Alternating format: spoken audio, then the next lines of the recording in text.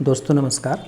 MPPSC यानी मध्य प्रदेश लोक सेवा आयोग द्वारा उप पुलिस अधीक्षक रेडियो और उप पुलिस अधीक्षक कंप्यूटर मतलब DSP रेडियो और DSP कंप्यूटर पदों के लिए वैकेंसी निकली हुई हैं। आज निकली हैं मतलब 23 जून 2021 को विज्ञापन जारी हुआ है और 5 तारीख से 5 जुलाई से आवेदन कर सकते हैं और आवेदन करने की अंतिम तिथि 4 अगस्त तक रहेगी।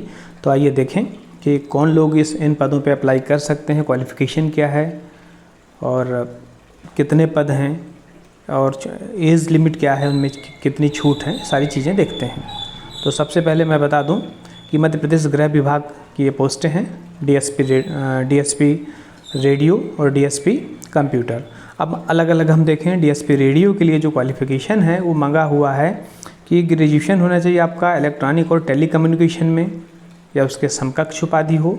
और यदि हम DSP कंप्यूटर की बात करें तो आपको कंप्यूटर साइंस में जो है ग्रेजुएट होना चाहिए या फिर आपका MCA हो।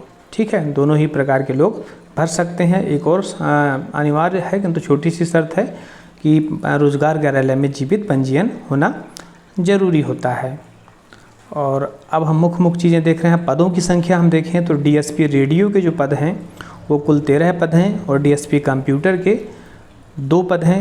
अलग अलग कैटेगरी वाइज देखें हम तो जैसा आप देख रहे हैं कि DSP रेडियो की बात करें तो अनरिजर्व कैटेगरी के 4 पद हैं, SC के 2 पद हैं, ST कैटेगरी के 3 पद हैं, OBC के 3 पद हैं और EWS के भी 1 पद है। आउट ऑफ दिस जितनी हमने चर्चा किया उसमें से महिलाओं के लिए चूँकि रिजर्व सीटें PSC अलग से ही पहले ही नोटिफाई कर देता है तो रिजर्व कैटेगरी में 4 में से 1 पद जो है वो महिला के लिए है, SC में 2 में से 1 पद महिला के लिए है, ST का 3 में से 1 पद महिला के लिए है और EWS का जो है 1 ही पद है जो कि पुरुषों का महिलाओं का नहीं है। तो कुल ये 13 पद हो गए DSP रेडियो के। और DSP कंप्यूटर की बात करें तो अनरिजर्व कैटेगरी का 1 पद है जो पुरुषों के लिए है और OBC का 1 पद है जो पुरुषों के लिए है, महिलाओं के कोई पद इस पर नहीं है। अब हम कुछ अन्य समान बातें देखें तो DSP रेडियो और DSP जो है कंप्यूटर दोनों के जो गजटेड सेकंड क्लास पोस्ट हैं गृह विभाग के, पुलिस विभाग के 56,000 जो 100 का जो सामान्य ग्रुप बी की हर प्रकार की सर्विस में यही स्केल होता है, इसका भी यही स्केल है। और नाम से स्पष्ट है कि DSP लेवल का पद है लेकिन रेडियो के लिए स्पेशल रहेगा और ये कंप्यूटर के लिए रहेगा। ये क्वालिफ़िकेशन हमने पहले देख लिया है कि रेडियो के लिए आपका इलेक्ट्रॉनिक्स और टेलीकम्युनिकेशन में ग्रेजुएशन होना चाहिए और कंप्यूटर के लिए कंप्यूटर साइंस में ग्रेजुएशन होना चाहिए या फिर MCA होना चाहिए और रोजगार कार्यालय में जीवित पंजीयन भी होना चाहिए, भी देख लिया हमने।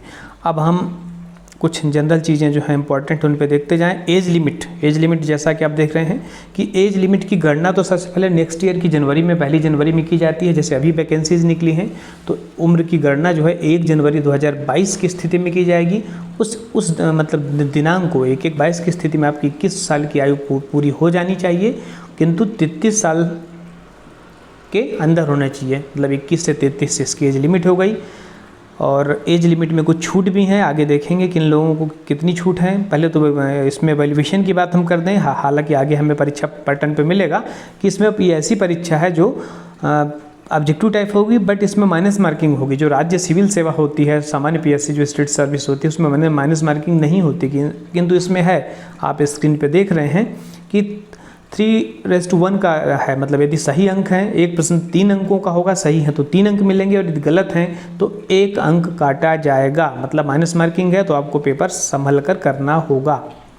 अब बात आती है एज में छूट की बात हम कर लें तो ये अभी छूट की नहीं, इसमें लिखा हुआ है कि किन किन कैटेगरी के लिए क्या किस तरीके से चयन होगा, ये तो ठीक है, ये सामान्य चीज़ें हैं। और अब हम बात कर लें उम्र में छूट की तो मध्य प्रदेश शासन के ऐसे व्यक्ति, एक तो जो मध्य प्रदेश से बिलोंग करते हैं जिनका मूल निवासी डोमिसाइल मध्य प्रदेश का, ये छूट सिर्फ उन्हीं लोगों को है।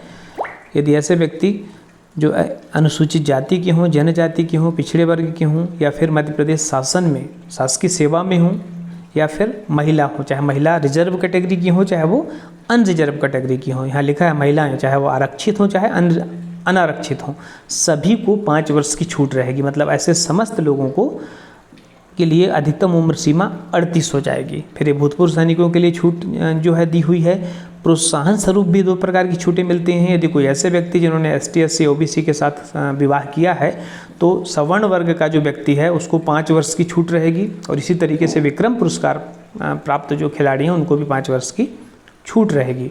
मतलब मैक्सिमम एज लिमिट सब प्रकार मिला के 38 हो गई। इससे ऊपर के व्यक्ति फॉर्म सबमिट नहीं कर पाएंगे।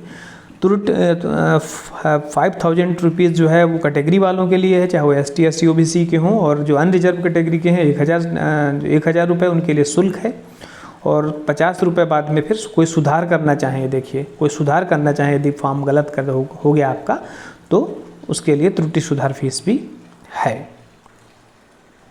जब आप फॉर्म भरेंगे तब आपको कोई जो है मार्कशीट वगैरह अपलोड नहीं करना है।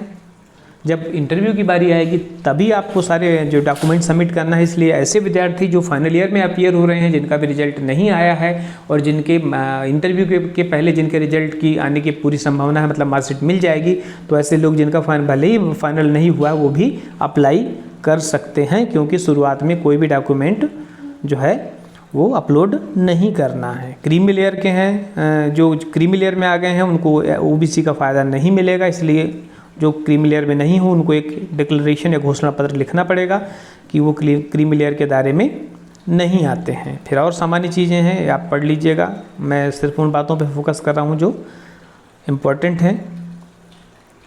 अब हम बात करें और क्या इसमें इम्पोर्टेंट है, तो अब मेन चीज़ जो अभी तक तो फॉर्म भरने की और सारी चीज़ें थी, अब सिलेक्शन की बारी आ गई है कि पैटर्न क्या होगा। तो इसमें सिर्फ एक होगा, जैसे राज्य सेवा परीक्षा में प्रारंभिक परीक्षा, फिर मुख्य परीक्षा, फिर इंटरव्यू, 3 चरण होते हैं, लेकिन इसमें सिर्फ एक चरण होगा। आपको ऑब्जेक्टिव टाइप टेस्ट होगा जिसको हम प्रारंभिक परीक्षा ही बोलेंगे, और इंटरव्यू होगा, 2 फेज़ में हो जाएगा, प्री और इंटरव्यू। इसके बाद इसके बेस पे आपका फाइनल सिलेक्शन होगा। जो आपका ऑब्जेक्टिव टाइप टेस्ट होगा वो 450 मतलब 450 अंकों का होगा। इंटरव्यू 50 नंबर का होगा, तो 450 और 50 दोनों मिला के कुल 500 पे आपका सिलेक्शन निर्भर करेगा। तो ये जो 450 का पेपर होना है प्री टाइप का ऑब्जेक्टिव टाइप टेस्ट, वो कैसा होगा वो भी देख लें। तो 2 पेपर होंगे। खंड A में जो है वो मध्य प्रदेश राष्ट्रीय स्तर और इंटरनेशनल स्तर, इसका सामान्य ज्ञान रहेगा, मतलब मध्य प्रदेश का सामान्य ज्ञान, नेशनल सामान्य ज्ञान और इंटरनेशनल सामान्य ज्ञान। और इसके 50 प्रश्न होंगे, और एक प्रश्न चूँकि 3 नंबर का होगा तो 150 नंबर की हो गए, 50 × 3 150 का आपका खंड A हो गया। लेकिन इसमें भी नीचे उन्होंने बिल्कुल क्लैरिफाई कर दिया है कि जो 50 प्रश्न होंगे उसमें से 35 प्रश्न मध्य प्रदेश के होंगे। सबसे ज़्यादा देखिए मध्य प्रदेश के सामान्य ज्ञान को दिया है। 10 प्रश्न जो है वो भारत के सामान्य ज्ञान के होंगे, और मात्र 5 प्रश्न जो है विश्व या वर्ल्ड के सामान्य ज्ञान के होंगे। तो यदि आप MP पे ज़्यादा फोकस करेंगे, उसके 35 प्रश्न कर लेंगे, तो आपका सिलेक्शन काफ़ी हद तक सुनिश्चित हो जाएगा। तो MP के 35 प्रश्न, भारत के 10 प्रश्न और विश्व के 5 प्रश्न। ये खंड A में 50 प्रश्न आने हैं, और एक प्रश्न 3 का रहेगा, 3 नंबर का, तो 150 प्रश्न का ये कैटेगरी बन गई अपनी। ठीक है। अब हम बात करें खंड B की। ये विषय से संबंधित रहेगा, इंजीनियरिंग से। यदि आपने रेडियो लिया है तो उससे रिलेटेड रहेगा, यदि आपने कंप्यूटर लिया है तो कंप्यूटर साइंस से रिलेटेड रहेगा। इसमें 100 प्रश्न आएंगे और एक प्रश्न 3 अंक का होगा, तो ये भी 300 होगा। ठीक है। तो अब आपका चयन हो गया GK का, GS सामान्य ज्ञान का 150, और सब्जेक्ट स्पेसिफिक आपका हो गया 300 अंकों का, और 450 के बेस पे आपकी लिस्ट बनेगी। लेकिन जैसा कि पहले भी ऊपर आपने देखा है कि इसमें खास बात यह है कि माइनस मार्किंग रहेगी, तो आपको प्रश्नों को सोच समझ कर करना होगा, क्योंकि राज्य सेवा में माइनस मार्किंग नहीं होती, लेकिन इसमें है। और माइनस मार्किंग का फार्मूला भी लिखा हुआ है, 3R - W, मतलब राइट वाले जो उत्तर हैं उनमें 3 अंक मिलेंगे, और जो गलत उत्तर आप देंगे रंग, उसमें से 1 अंक माइनस होगा। ये फार्मूला है 3R - W का। और फिर 450 के बाद जो चयनित होंगे जो विद्यार्थी, उनका 50 अंकों का साक्षात्कार होगा, और कुल 500 अंकों के आधार पर आपकी मेरिट बनेगी। तो चूंकि ऑब्जेक्टिव टाइप टेस्ट होना है, इसलिए ये 1 डे टाइप टेस्ट काफ़ी इजी होता है। आप GS को मजबूत करके, विशेष रूप से मध्य प्रदेश के सामान्य ज्ञान को मजबूत करके, और अपने विषय पर कमांड करके इस परीक्षा को आसानी से क्रैक कर सकते हैं। लेकिन परीक्षा क्रैक करने के पहले जो सामान्य चीज़ें, जनरल चीज़ें होती हैं कि आप फॉर्म जो है प्रॉपर वे पे भरें, निर्धारित समय सीमा के पहले भर लें, और फिर आप अपनी तैयारी को विधिवत फोकस करें। एग्ज़ाम की डेटा भी तय नहीं की गई है, और उसके अकॉर्डिंग आप अपनी तैयारी जारी रखें। आप सभी को शुभकामनाएं।